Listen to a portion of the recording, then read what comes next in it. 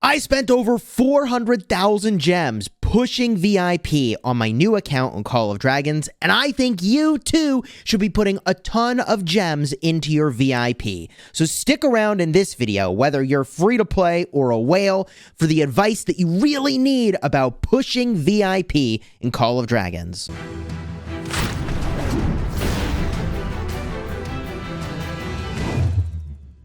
Hello, my friends, and welcome back. I'm Chisgule Gaming, and I spent over $100,000 in Rise of Kingdoms, the game this is based on, and now I'm going nuts here too. And there's a lot that I learned about VIP in these first 3 days of the server's life, and there's a very good reason that I pushed my VIP with gems all the way up to 14. But you too should be spending all of your gems. Yes, you heard me correctly.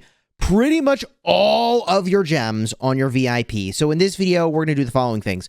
First of all, we're going to talk about why it is that this is the right place for your gems.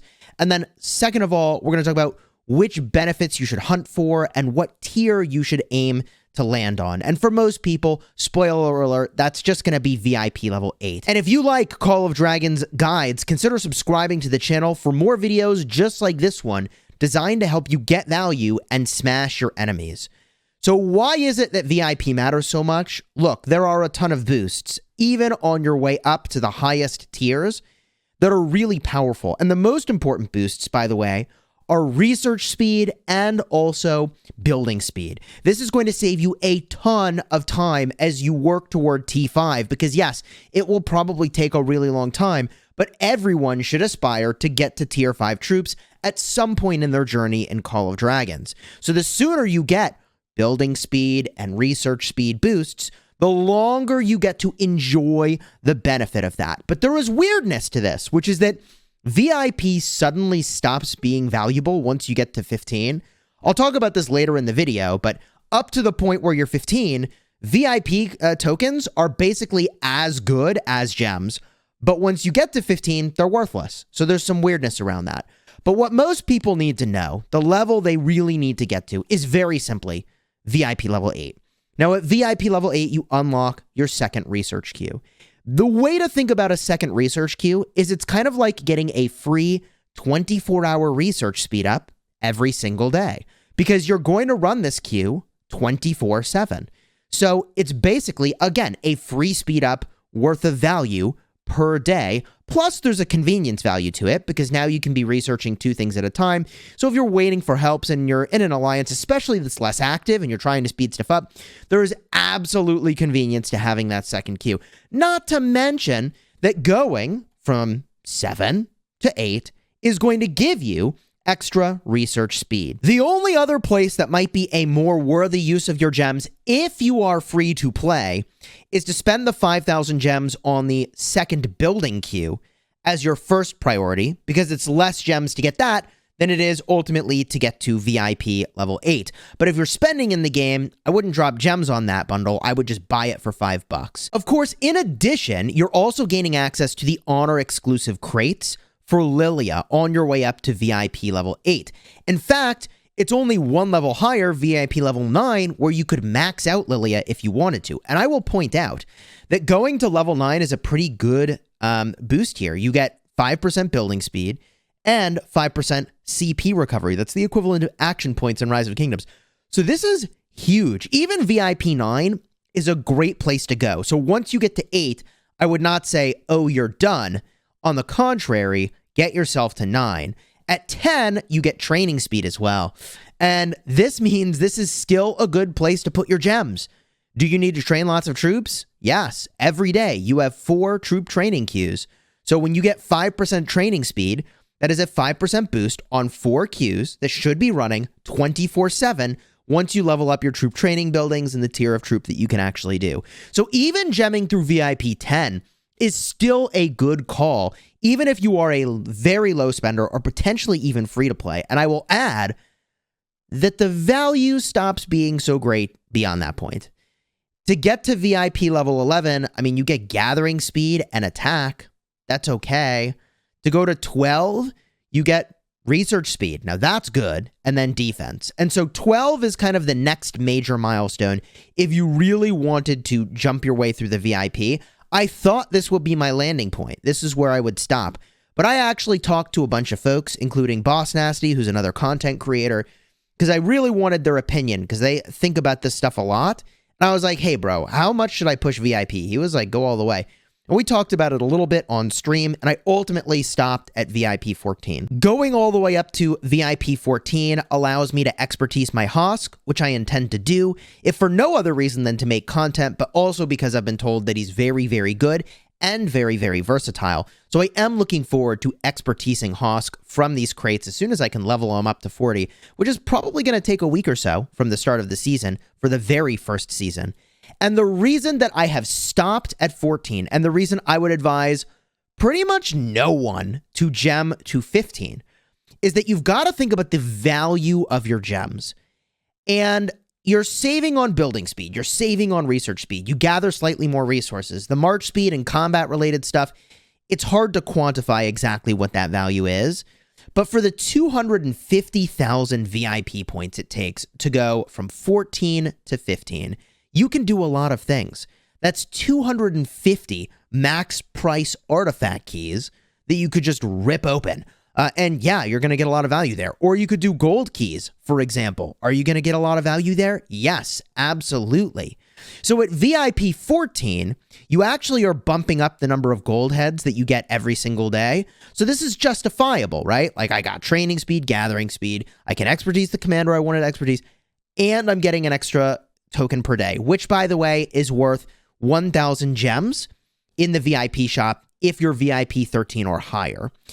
But the reason I would say you just don't go to 15 is that, again, the VIP tokens that you get from bundles you buy and from alliance members and the sort of chests that everybody else is buying, those have gem value to you. I mean, they are the equivalent of gems. I know you can only put them into VIP, but still, it's like a gem, okay? One honor token is like one gem until you're VIP 15.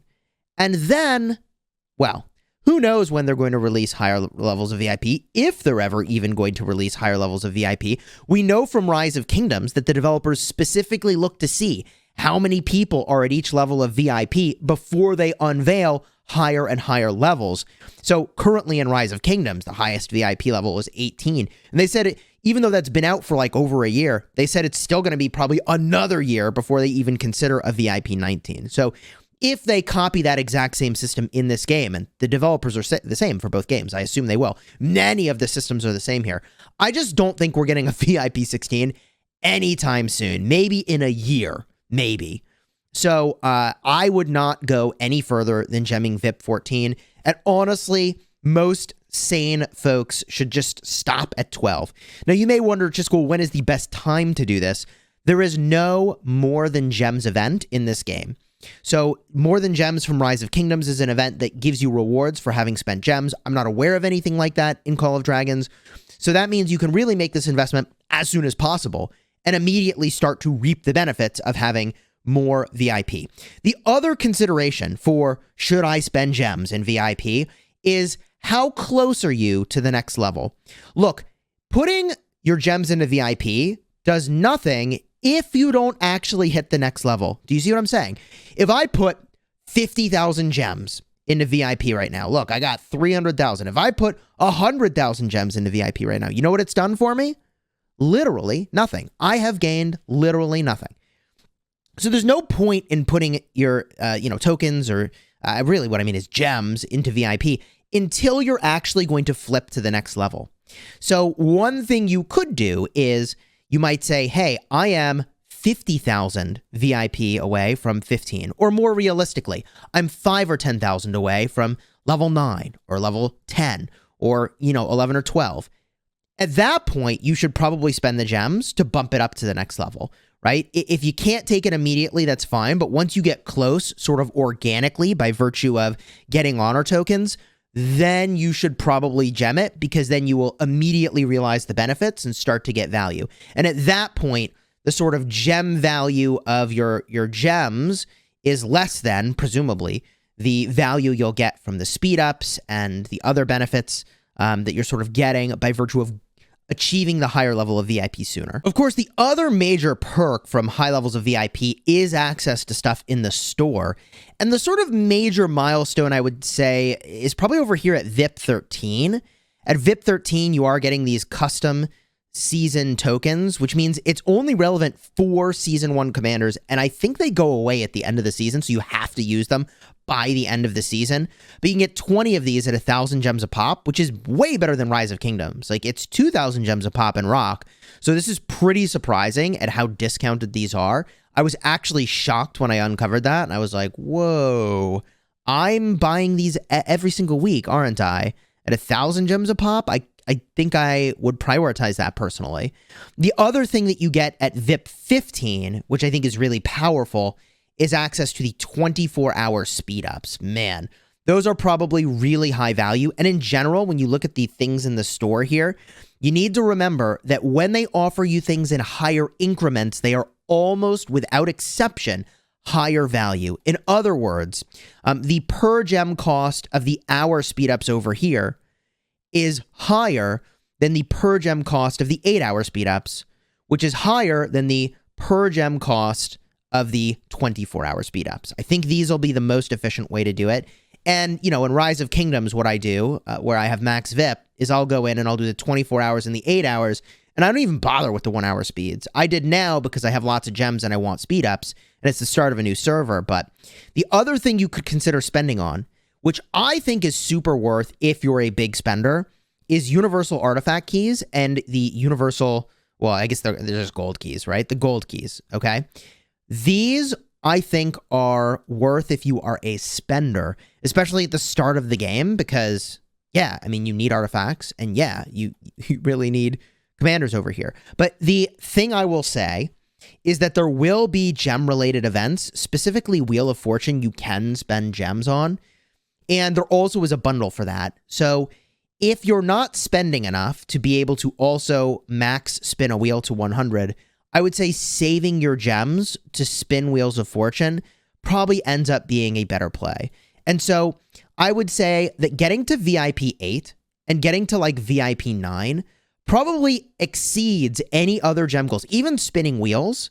However, you may want to reserve some amount of gems on hand so that when a Wheel of Fortune comes up, you can at least unlock the commander if you want to. Now, as of right now, I can't tell you exactly what commander is going to show up when, because there's basically a rotation globally of the commanders, as I understand it. This means that one week it could be Madeline, I guess another week it could be Kanara, and then another week it could be Bakshi, and I don't know who's coming next. They just had, at the time of this recording, Kanara in the wheel. People were hoping that it might be Madeline next. I'm not entirely sure yet. But if you want to see when I spin this Wheel of Fortune, then consider subscribing to the channel so you don't miss it. I've spent over $3,600 on my insanely whaled start. This is 3 days in, and I'm almost 9 million power, which is nuts. I aspire to spend $5,000 only in the first month. I say only because I'm actually afraid that if I don't cap myself on a budget here, that I will go over it, which is extremely easy to do. So just be careful with your spending. And if you're looking for the video where I literally dumped hundreds of thousands of gems into VIP, I did it on stream. A card will be in the end screen for that in just a second.